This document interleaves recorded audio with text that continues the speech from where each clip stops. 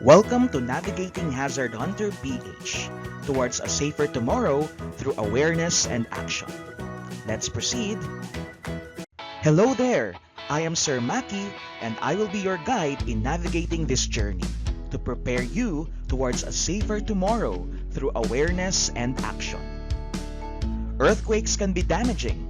With that, knowing the possible hazards that can affect our community in an earthquake is of utmost importance. That is to reduce risks and damages and even to save lives. Your journey will involve 4 sections. Follow the order of sections to have a guided understanding of this activity. To proceed, click the arrow button. Let's begin with the first section.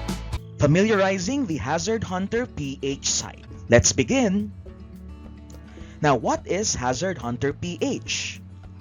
This is an online tool developed by GeoRisk Philippines, a multi-agency initiative led by the Philippine Institute of Volcanology and Seismology or PHIVOLCS, funded by the Department of Science and Technology. It can be used to identify where the nearest fault system is located from your community and assess the risk of earthquakes to your local community, which we will do in this activity. Let us listen to Mr. Raul Fernandez, the Regional Director of the Office of Civil Defense Region 6, about how helpful Hazard Hunter PH is to disaster risk reduction and management. So the Hazard Hunter PH, developed by DOST PHIVOLCS, is a powerful tool for disaster risk reduction and management, as it provides localized and up-to-date hazard maps and data to support informed decision-making. By accessing the platform, the local government units, communities, and other stakeholders would be able to be informed about the presence of a possible earthquake, landslides, flooding, and volcanic eruptions in their locality. So we are very thankful to DOST PHIVOLCS for having us that kind of platform. Alright, this time, I will guide you on how to use the PHIVOLCS Hazard Hunter PH tool. Let us begin. First, open your browser and type this in your browser site. You can also click the official link and then you will see this homepage. There you go. You can also use your phone and type the said link and you'll be able to see this homepage as well. Next, specify your community's location. You have 4 options to do this. First option is by typing the location in this part and clicking search. Another option is by clicking the use current location button, but you have to make sure that your device's settings permit your browser to access your location. Otherwise, this will not work well. Third is by clicking the use coordinates button, wherein you have to type the longitude and latitude coordinates of your location. And last is to click the Go to Map view, wherein you can navigate the map and pinpoint your specific location. In this tutorial, we will use the Map View option so that we can specifically pinpoint the location. Let's continue. After that, you will be able to see the main page, just like this. If you're using your laptop or computer, use your mouse in navigating the map, scroll up to zoom in and scroll down to zoom out. Hold down the left mouse button to move or adjust the map view. Then, navigate the map until you find your specific location. Then double-click the left mouse button to plot the said location in the system. In your phone, just double-click to plot the location in the system. For example, I live in Villa Arevalo. So what I did was I navigated the map to find my specific location, that is my house in Villa Arevalo. And I double-click the left mouse button to plot the location. Click continue to watch a short demonstration of what I did. And this is it. So there, I looked for my location, my specific house in Villa Arevalo. So that's Villa Arevalo, and there's my house. So I double click it and you will see there the map icon, which means that the system has already plotted your location. After doing so, a pop-up window will appear showing that the system is calculating your location's hazard assessment. Wait for a few seconds and you will see the done message. Then click the See Result button to proceed to the assessment results. So like this, you will see that one, then click See Result to proceed to the assessment results. The hazard assessment results will be displayed here on the right side of the screen. The assessment results include seismic hazards like the nearest active fault and ground rupture, volcanic hazards like the nearest active volcano, pyroclastic flow, hydrometeorological hazards like floods, storm surges and severe winds, and the list of the nearest critical facilities like schools, health facilities, and roads.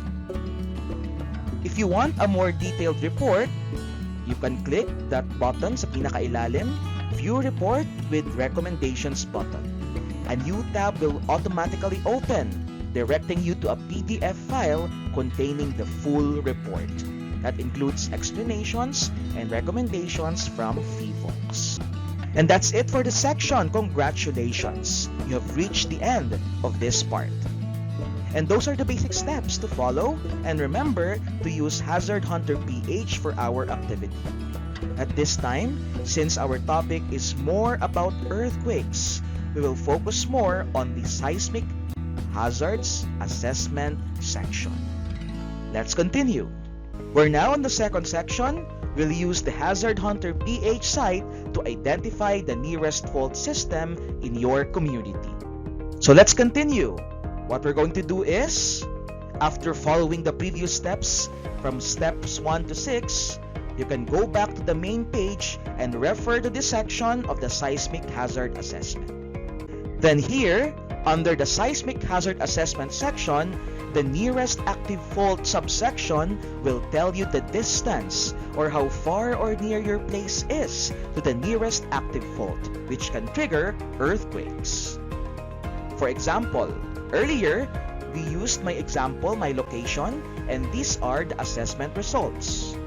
And based on the results, the nearest fault system from my house and community in Villa Arevalo is here, the West Panay Fault. And I am located approximately 30.2 kilometers southeast of the said active fault. Now, how far your location is to the nearest active fault is visually represented in the map. When you zoom the screen out, you can see here a blue line that connects your location to the nearest active fault, which is indicated by the red line. You can actually double-click on the red line to know more about the said active fault. And that's it for this section. Congratulations! Now, you can use the Hazard Hunter PH to identify the nearest active fault system from your community. This is very essential for you to know the possible danger that an earthquake generated by the said fault can inflict on your community. Let's proceed to the next section. This time, we'll use the Hazard Hunter PH to assess the risk of earthquakes in your community. Now, let's learn about the possible risks that an earthquake can bring to your local community. So what are earthquake hazards? According to PHIVOLCS, an earthquake can bring about hazards or physical phenomena that may cause damage or adverse effects on normal day-to-day activities of people. Primarily, hazards that occur most directly from an earthquake are the following. We have ground rupture, ground shaking, liquefaction, earthquake-induced landslide, and tsunami. Let's learn about these in the next slides. First is ground rupture, or in our language, pagbuka sang duta. It refers to the deformation on the ground that marks the intersection of the fault with the Earth's surface. In other words, it is a visible crack on the Earth's surface where a fault meets the ground. Its effects include fissuring and displacement of the ground due to the movement of the fault. Here's a video. Let's watch this. Ground rupture is the deformation on the ground that marks the intersection of the fault with the Earth's surface. Fissures, displacement of the ground due to movement of the fault are some of the effects of ground rupture. Next is ground shaking or pagtayog sang duta. It refers to the disruptive up, down, and sideways vibration of the ground during an earthquake. Its effects include damage or collapse of structures. Here's a video to understand this further. Ground shaking is the disruptive up, down, and sideways vibration of the ground during an earthquake. Ground shaking can cause damage or collapse of structure, may consequently cause hazards such as liquefaction and landslide. Liquefaction. It refers to the phenomenon wherein sediments, especially near bodies of water, behave like liquid similar to quicksand. Its effects include sinking or tilting of structures above it. Let's watch this video. Liquefaction is a phenomenon wherein sediments, especially near bodies of water, behave like liquid similar to quicksand. Its effects can be observed in structures such as sinking and tilting buildings above it, sand boil, and fissuring. Next is earthquake-induced landslide. It refers to the downslope movement of rocks, soil, and other debris commonly triggered by strong shaking. Its effects include erosion and burial and blockage of roads and rivers. Let's watch this. Apart from ground rupture, ground shaking, and liquefaction, an earthquake-induced landslide, which is a downslope movement of rocks, soil, and other debris, is known to be a geologic hazard commonly triggered by strong shaking. The effects of this hazard are erosion, burial, and blockage of roads and rivers. In 1990, 3 main roads leading to Baguio City, which are Cannon Road, Marcos Highway, and Nagildan Road, were blocked. Rescue and relief operations became a challenging undertaking because of these fatal landslides. Next is tsunami. It refers to the series of waves caused commonly by an earthquake under the sea. Its effects include flooding, coastal erosion, the drowning of people, and damage to properties. Let's watch this. Another serious and powerful hazard is the tsunami. It is a series of waves caused commonly by an earthquake under the sea. The effects of tsunami are flooding, coastal erosion, drowning of people, and damage to properties. A destructive earthquake and tsunami hit Japan in 2011, making it one of the worst natural disasters in this century. One of the most damaging tsunamis that ever hit the Philippines happened in the coastal areas surrounding Moro Gulf. These areas were inundated with tsunami, reaching as high as 9 meters in 1976, leaving thousands homeless. Going back to Hazard Hunter PH, to know the risks of these hazards to your community, we still refer to the Seismic Hazard Assessment section. It will tell you if your community is safe, prone, or susceptible to these hazards. In this example, it can be said that my community in Villa Arevalo is safe from ground rupture, given that the fault line is quite far from our area.